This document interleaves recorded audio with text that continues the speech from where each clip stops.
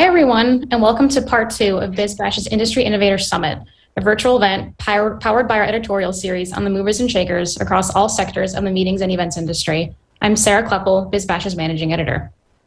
Our first session today is the partnership puzzle, navigating industry relationships today. We're all a piece of the partnership puzzle, and yet it can still, at times, be difficult to navigate. I have some industry experts and amazing creatives here with me today to help break it all down and offer up some advice. Co-moderating the session with me is Amanda McKillop, Senior Vice President of Event Production within the agency at Freeman. I'd like to take a moment to thank Freeman for sponsoring this session and to Amanda for her thought leadership and expertise on this subject. Welcome, Amanda. Tell us a little bit about you and what you do and what you're most excited to hear about today. Thank you, Sarah. So many of you might know Freeman in several different capacities. We are a global company that owns and has the ability to deliver across the entire event ecosystem. And so that is creative and strategy, audiovisual, logistics, data and analytics, all of those things. And we do that for show organizers and corporate marketers and planners and producers and exhibitors. And for me personally, as a leader in our agency, I have the pleasure of getting to work with and for our team of event directors and producers and technical directors. So I've been looking forward to the conversation we're going to have today since I had the chance to see the session description a few weeks ago. I know that for us, as a vendor and agency partner for our customers, and then also as a producer myself, just how important kind of creative-driven partnerships are when it comes to producing amazing events. And so I'm really looking forward to learning from the panel that we have today and getting the chance to talk about kind of all we've been through together over the last few years in this like shared experience. So I'm really, really looking forward to that. Yeah, awesome. Yeah, I'm excited too. Well, yeah, let's go ahead. Yeah, thank you, Amanda. Let's go ahead and meet our other panelists who will introduce themselves. Gregg, we'll have you start us off. Thanks so much for being here today. Thank you. I'm glad to be here. I'm the founder of Interactive Entertainment Group. We started the company back in 1988, so we've been in business for like 35 years now. We've grown throughout the years. We're a nationwide company, and we provide interactive experiences for corporate events and activations. So whether it's a hospitality suite, trade show, product launch, or team building event, or even a holiday party, we are the go-to direct source. Awesome. Yeah, thanks, Gregg. Let's also introduce here Dawn. Yeah, welcome. Thanks for being here. Hi, thanks for having me, Sarah. I'm Dawn Crothers. I'm the founder and creative director of Something Vintage Rentals. We are based in DC. We've been around for 10 years now, and we specialize in unique and colorful and statement rentals that we design and build in-house. And we like to think that our stuff is different than a lot of the other big box rental stores. And we really try to double down on that and make sure we keep the uniqueness and not try to go too big. Yeah, awesome. Yeah, thanks, Dawn. Masha, yeah, Masha's also here with us. Hi, Masha. Thank you guys so much for having me. My name is Masha Barenboyam. I'm the founder and creator of Artists Creating Entertainment. We've been around in the LA market for over 8 years and have expanded to nationwide as well, events in New York, Miami, Texas, Seattle, and we are an entertainment booking agency. So it's really about the talent and the immersive experience for us. It's very theatrical, everything from choosing the top talent that fits for the motif, as well as like the makeup, the costuming, the wardrobe, the scripting. So it's really about working with the agencies. We specialize in working with experiential agencies and doing high profile events. And it's always really fun and different, and being a part of that process is always really fun in the beginning. So yeah. Yeah. Awesome. Yeah, well, thank you all again for being here. We're very excited. So yeah, let's just go ahead and dive in. I'd love to start off first by asking you guys, what is the key to creating long-term creative partnerships with event planners and producers? What's kind of always worked best for you? Masha, I'll have you start. Yeah, so I think it's about just the way that we look at a relationship from the beginning, as any business relation could be. It's really understanding what the process is for that client. So we really like to dive in and have that discovery call and really learn about what their wants are and really kind of assess it from all the senses. For us, it's really understanding what their end goal is. And so I think the fact that we start that conversation in the very beginning to identify touch, smell, taste, feeling, really tapping into that sixth sense that many people don't talk about. I think that's our comparative advantage, where we really are able to ask immediate questions, ask them for what are the no's, what are the things that they don't like. So we know that we can already assess that in the beginning. And I think that's allowed us to really push forward in such a competitive market, where people really advance and feel like, okay, you really understand the vision of this. And it's not the last piece of the puzzle, it's really the first. So they really, that part is really important to us. Yeah, I love that. Yeah, touching on the senses, I love that. That's great. Yeah, Dawn, anything to add? I think we come at it from a different perspective somewhat because we're so inventory based. I think the way we've attracted long-term clients is by having very creative, unique inventory. But how we've kept them is through our service, making sure we're always supporting and taking care of our clients, and especially in the past 2.5 years, really clear and honest communication about what's possible and what isn't. So we're setting expectations from the very beginning and being really honest with them. Yeah, setting expectations I know is very important. Yeah, Greg, anything to add? Yeah, well, the key for us is to be someone your clients can count on. We really need to knock it out of the park every time and make it as turnkey as possible for them. For our team, it involves seamless processes from our sales to our logistics and production teams. Like our sales team brainstorms with the clients and helps them flesh out the ideas. Our logistics team deals with load-ins, last-minute changes, and finals. And our production team is always set up early and ready to go with our pristine inventory and polished staff. If you have these processes in place, the client will know they're in good hands and will be more inclined to work with you. Yeah, great. So we know that all of us have been through a ton of change, and our industry has been through a ton of change in the last couple of years. I wanted to ask all of you, do you have or remember when, or have specific examples of when you realized that our partnerships and how we work together might be changing, and how would it be changing as we came back to in-person events after the pandemic? And I'm going to throw right back to you, Greg. Well, in my 35 years, it was the darkest time in our industry. But we realized right away things would be different, with an emphasis on health and safety. So we were very proactive during the peak of the pandemic, and we implemented processes like wiping down equipment between uses, social distancing. We also had our production staff earn their COVID compliance certifications. While COVID might not be as much of a concern today, people in general feel more comfortable knowing that they're being protected. Yeah, that really was something that changed so much for all of us, I'm sure. Masha, how about you? For mine, it's still such a more immersive experience. And that word, with what happened in pandemic, people were really in search of that connection more and more. So for us, it was really coming up with unique ideas that would still allow that connection to happen in a self-conscious way as well. So there were a few things that we did. One in particular with an agency, MKG, we did 2 years in a row, Freeform. With Disney, it's their 7-day Halloween road.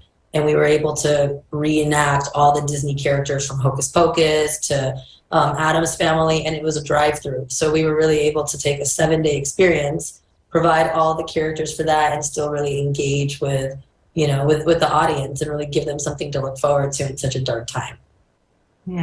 Yeah, and it changed kind of the audiences, how we all interact, what the size and expectations were. So yes, absolutely. And Dawn, how about you? Well, I would say before the pandemic, we were doing about 50% of our business was corporate. And then that dried up as soon as the pandemic hit. Luckily, we still had 50% of it that we did with weddings, and that that's what really shifted for us in the pandemic, was that we did almost 100% weddings. And instead of these big 300, 400 person events, we had to figure out, like, how do we get someone to have the same spend, but only invite 30, 40 people? And so we had to pivot all of our packages to really include, like, make a whole immersive experience for like a select group of people and make them feel comfortable, whether it was like adding on sanitizing stations or, you know, just different things you really had to think through safety wise. And that's how we had to pivot. And somehow we really came out in the end doing really well, even in 2020 and 2021, when a lot of other event companies were really suffering. We somehow doubled down on micro weddings and flourished at the time. Very cool. Yeah, I mean, I'd love to know how else, you know, that your guys' partnerships with planners and producers, you know, how else they've evolved, you know, in the last 2.5 years. And yeah, Don, I'll throw it back to you. I know I said earlier, like, setting expectations, and I think that's been something that we've had to really, really work on, because with labor shortages and shipping delays, we never want to overpromise and underdeliver. So from the very beginning, we just try to be really honest with people with like what is possible. So for instance, if they want 250 chairs that we said we just ordered from China, you know, in December, and it's supposed to be here in May. So let's say their event is in July, we felt good offering it to them in the past. Now we have to say, you know, they are supposed to come in May. I know your event is in July, but let's have a backup plan just in case, because we never want to, you know, disappoint our clients. And so we've always put a plan B in place and set their expectations like from that at the beginning. And then if we know there's going to be a hiccup with shipping or with anything, that we let them know as soon as possible rather than wait to the last minute, because we found that there were other vendors waiting until the last minute, and no one likes surprises. So just setting expectations and having clear, honest communication from the start. Yeah, I know backup plans, yes, are always very key. Yeah, Greg, anything to add? Yeah, well, rather than a one-way transaction, our partnerships have become more about brainstorming together. So we tie our products into their objectives, allowing us to create an experience that engages guests while tying into a specific goal. Yeah, that's great. Yeah, and Masha, yeah, anything to add?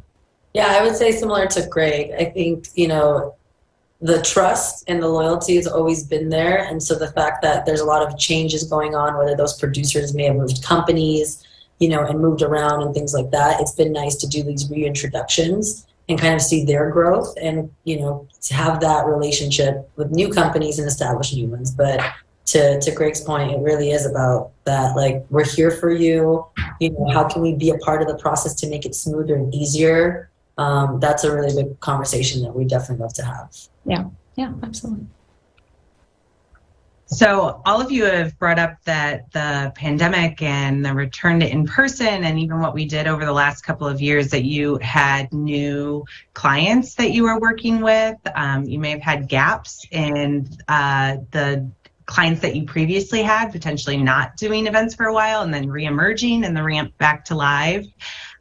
So, you know, I can imagine that navigating that ecosystem of brand new clients and relationships, and then also just the changing experiences you have with people you may have worked with for a really long time. I'd love to hear a little bit about kind of what are some of the challenges that you face right now in maintaining or building strong and successful partnerships with producers and planners. And Masha, I'll go to you first. Yeah, I think a really big presence, you know, I'm grateful for LinkedIn, for example, to keep me kind of on the flow of what's going on and what are the changes and who are making them. So it's really just like creating those new partnerships with discovery calls, showing them our deck and really starting that. And again, asking them like what their expectations are. What are they looking for? How many events are they producing? Where are we even a good match for them, right? So it's a lot of that interviewing both of one another to see if it fits. We definitely moved and pivoted more to working with experiential agencies and longer programs during the pandemic. So it's been a natural comfort knowing that the relationships we were trying to build during COVID, knowing that that's okay, that there's nothing going on, but the conversations can still be had. Thankfully, with that build, now we're seeing the ideation come to life and they're like, okay, we're ready to get started, and we now know what the process is like with working with you guys, because your whole team, we we know you, and vice versa. So there's like this extension. We become an extension to help people feel really comfortable and confident that anyone from our team will represent that and help them with their RFPs. Yeah, absolutely. Dawn, I'll go to you next. In terms of some of the, I guess, shortages and limitations, like everyone's experiencing, I would say labor has been a huge issue for us. And when we think of how that impacts our current clients and the new clients that we are finding, we have to let, because we don't have enough people to service so many events, and we put caps on how many we can service because, we never want to let anyone down. Letting our past clients know, like, hey, you need to be booked by this time if, you want us to service your event. And so, for instance, we used to be able to take on a lot more in October and September, and we haven't been able to do that. So giving them a heads up, like way ahead of time, like, hey, this is filling up. If you have clients that want to have a wedding or an event in September and October, you need to book now, like back in June. Mm-hmm. Yeah. And Gregg, how about you, the challenges that you're facing in building and growing partnerships? Yeah, well, our biggest challenge is coming up with new innovations and staying ahead of the curve. The world is constantly changing. And if you aren't coming up with fresh ideas, you become less valuable to your partners, and they actually might go looking somewhere else, which I'm not a big fan of. Yeah, I agree. I think that there's just a total maybe expectation both on the strategy and creative side of, like, as a vendor, what you can offer your clients. Because we were talking even just in prep for this session about how quickly technology is moving and how much expectations are changing about what you can do. And if you don't stay on top of it, and if you can't help guide the planners and producers through that, there's somebody else who's approaching it from that angle for sure. Yeah. We touched on, obviously, the labor shortage and supply chain issues and staying innovative. But I know planners too are saying challenges they're seeing are just, those lead times shrinking and those costs rising. Is that something that you guys are seeing on your end? And, how are you guys navigating that? And Gregg, I'll throw it back to you. Well, in general, we have always operated across short lead times. That's just the nature of our business. But now that that there are a lower number of vendors coming out of the pandemic, they've become even shorter for us. So one way we have met this challenge is by becoming more efficient in our processes. Our production team, sales team, logistics team work side by side to ensure everyone is in constant alignment. Actually, as we've grown, we've also been able to hire more staff and open more hubs across the country, allowing us to reduce our travel time and expenses. Yeah, great. Dawn, anything to add to this convo about rising costs, shorter lead times, and what you're seeing on your end? Yeah, the higher costs we have, if we have price increases, we communicate that with the clients ahead of time. So let's say we're putting a price increase in effect, we'll let them know, 2 or 3 months ahead of time so they can expect this. I would say also just pivoting and trying to make it work for our clients has been a big part of the supply chain shortage and labor shortage. So if we don't have the delivery teams available for them, we'll say, hey, you can come to our warehouse and you can pick it up. We try to do whatever we can to pivot and, help them out because everyone is facing these shortages and difficulties right now. Right. Yeah, absolutely. Yeah, Masha, anything to add? Yeah, we definitely rely on our collaborations. I don't look at, I'm an entertainment agency and I wouldn't call or, talk to another entertainment agency, for example. The beautiful thing during COVID is we actually kind of built a foundation around us. And now it's like we're actually utilizing one another when something's in need and helping each other out during those challenges. The short end where, it's less lead times, personally, I'm used to that because being with TV and film and just premieres and celebrity birthday parties, it's very, very quick and fast paced. So I'm comfortable in that environment, but definitely with the budgets, we're just looking for that transparency because it is a lot of work pre-done. And then when you obviously find out that they actually had a budget. So it's again, to Gregg's point, it's that process for us to be before we go through this, how far are you ready to commit and what is your budget? Have you thought of this? Because we're going to keep doing all the work and it's not even solidified yet. So we're really big on just going okay, we can handle the last minute expense. There's obviously like a rush fee that will go to that. And so when we find the right partners that are like, yeah, no problem, we just need to make it done, that's something that's strong. But I definitely believe in, when you find these challenges, is connect with the people in your community that can help you, because that allows us to all rise together. Yeah. I think that goes back to like the answers from the first question about just how communication is very key, very thorough communication. Yeah, thanks. I know all of us probably love a success story. And so I'd love to hear from you guys on maybe just a partnership or an experience that you're really proud of from the last 2.5 years, just in your partnership with either a planner or a producer or a customer that you have, just something that you are really proud of and would like to share with us. And I'll start with Dawn. Something that came to mind, well, two things really did, but first, we had a long-term client that came to us for event design for their wedding, and of course it got delayed 3 times and rescheduled, and then the venue just said, sorry, we're not having weddings over 30 people inside last February.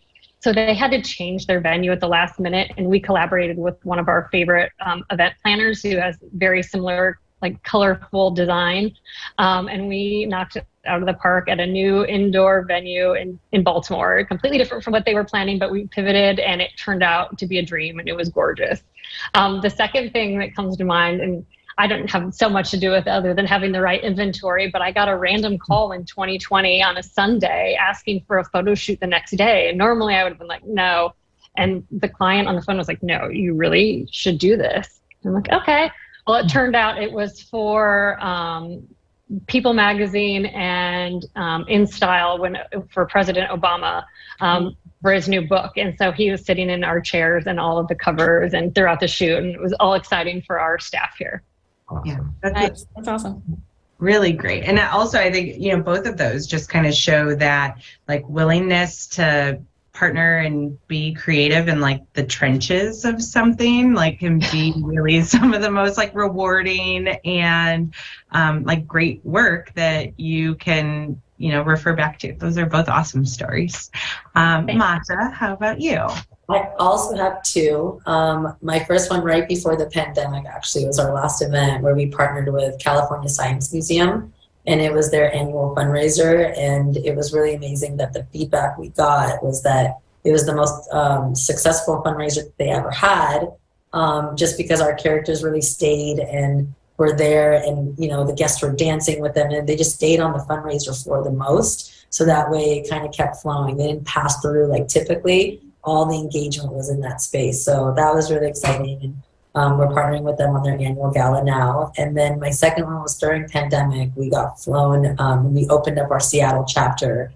It was for Pride Month, and it was in partnership with a new venue that opened. And we were able to bring kids dance teams and, different kinds of music and different kinds of, like, just prideful things that really stilt walkers, and just created a whole parade. So to see so much love during an important month and during a very devastating time, it was like goosebumps just to see the kids and the families all out together in love.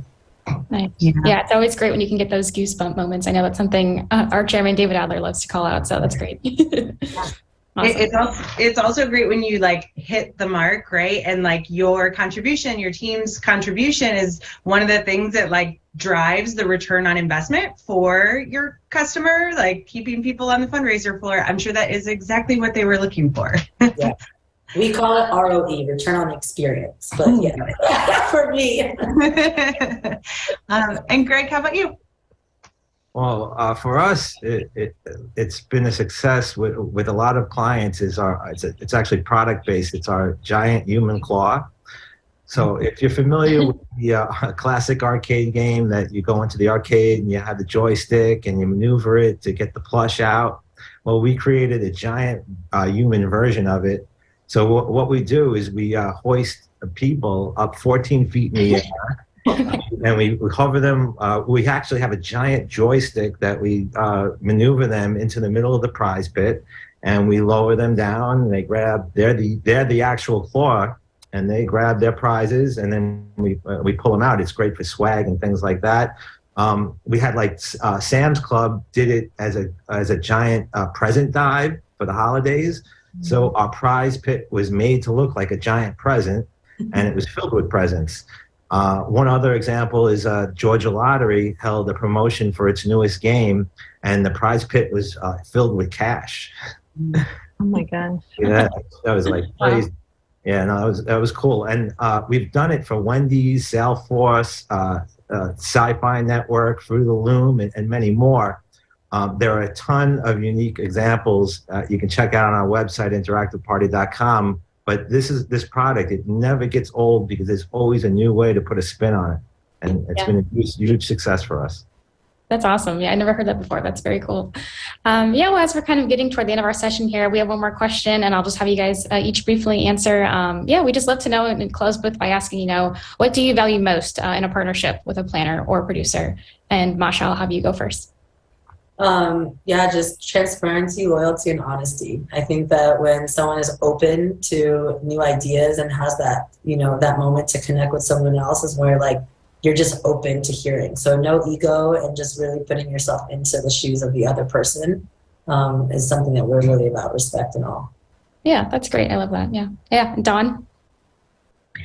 I would say two things.